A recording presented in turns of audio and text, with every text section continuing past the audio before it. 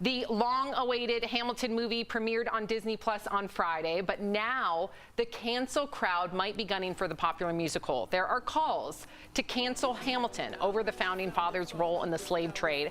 While Alexander Hamilton did not own slaves himself, he reportedly bought and sold them for his in-laws. The musical also features Thomas Jefferson, who was a well-known slave owner.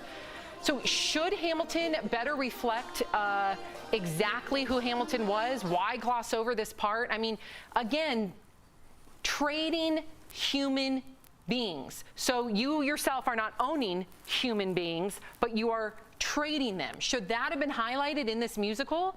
It could have been. I mean, but I think we have to look at this as, in two parts. One part is just art. It is art. It's an artful way to display history. And also, it's a history lesson for people that will not otherwise get it in any way. Hamilton has, first of all, I believe, sparked a lot of interest for young people in going back and actually learning the history and what happened. I mean, I remember in history class just being so bored. And now, as an adult, 43 years old, I listen to history podcasts because when you make it interesting, when you make it something that seems like, wow, this had an impact. This happened less than 100 years ago. If you can make it interesting, you're going to, because if you don't know your history, you're doomed to repeat it. I think if we can find a way to make history interesting to our young people, we will avoid a lot of repeat mistakes. Yeah, what do you make of the whole cancel part of it, though, Jeff?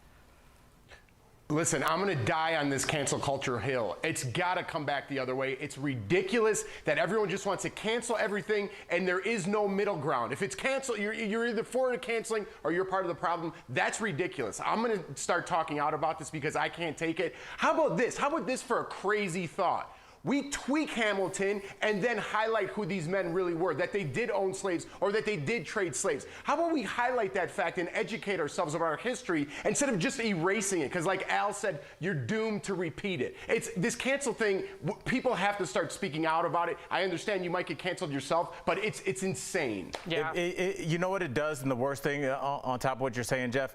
I know people will say, like, you know, well, what's the big deal with canceling things?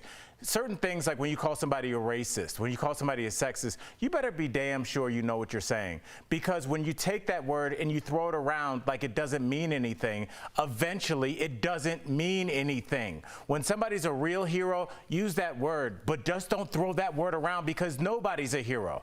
It's so important to not throw around and start canceling everybody because people are like, oh, Sam Shocker's canceled today? Oh, cool. Who's it going to be tomorrow? Oh, the tight end for the Patriots, he's canceled. Dangerous. And then the vice president, it's like, it should mean something when you cancel somebody. It's someone's livelihood. It should mean something. And on top of all that, you erase that potential to give them a road to redemption. Yes. So to Jeff's point, make Hamilton tweak it.